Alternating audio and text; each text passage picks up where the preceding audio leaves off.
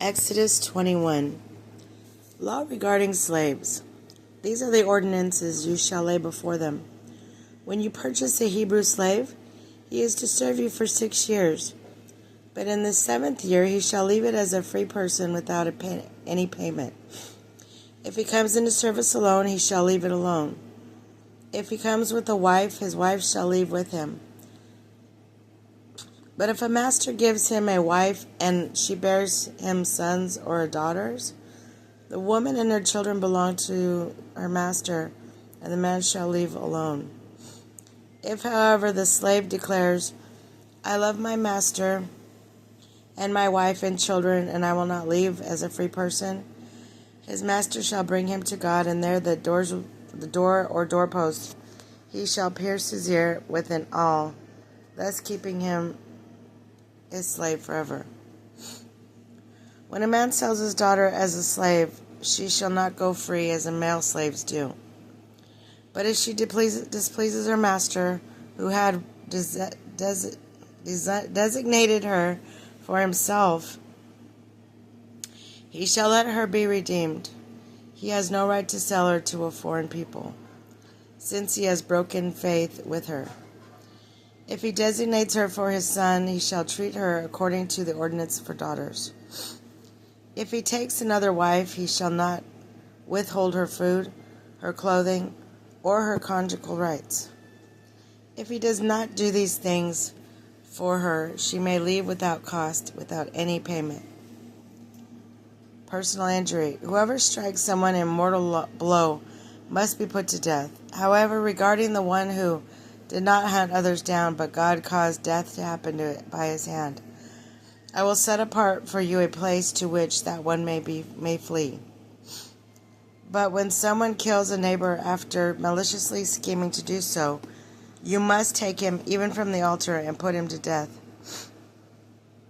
Whoever strikes father or mother shall be put to death. A kidnapper, whether he sells the person or the person is found in his possession, shall be put to death. Whoever curses father or mother shall be put to death. When men quarrel and the first one strikes the other with a stone or with his fist, not mortally, but enough to put him in bed, the one who struck the blow shall be acquitted, provided the other can get up and walk around with the help of his staff. Still, he must compensate him for his recovery time and make provisions for his complete healing.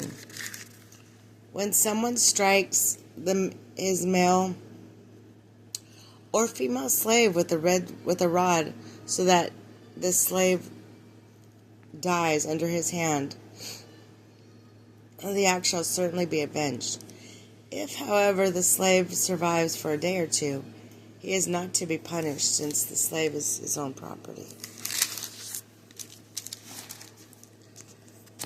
When men have a fight and hurt a pregnant woman so that she suffers a miscarriage, but no further injury, the guilty one shall be fined as much as the woman's husband demands of him, and he shall pay in the presence of judges.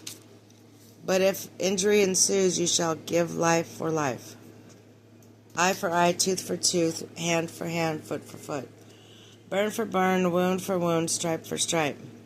When someone strikes his male or female slave in the eye and destroys the use of the eye, he shall let the slave go free in compensation for the eye.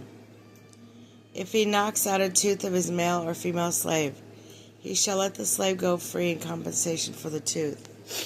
When the ox gores a man or a woman to death, the ox must be stoned. Its meat may not be eaten. The owner of the ox, however, shall be free from blame. But if an ox was previously in the habit of goring people, and its owner, though warned, would not watch it, should kill it, then kill a man or a woman, not only must the ox be stoned, but its owner must be put to death. If, however, a fine is imposed on him, he must pay a ransom for his life, whatever amount is imposed on him. This ordinance applies if it's a boy or girl that the ox gores. But if the male or female slave that it gores must pay the owner of the slave 30 shekels of silver, and the ox must be stoned. When someone uncovers or digs a cistern and does not cover it again, should an ox or a donkey fall into it, the owner of the cistern must make good by restoring the value of the animal to its owner, but the dead animal he may keep. When one man's ox hurts another ox, and it dies, they shall sell the live ox, and divide the money as well as the dead, and equally between them.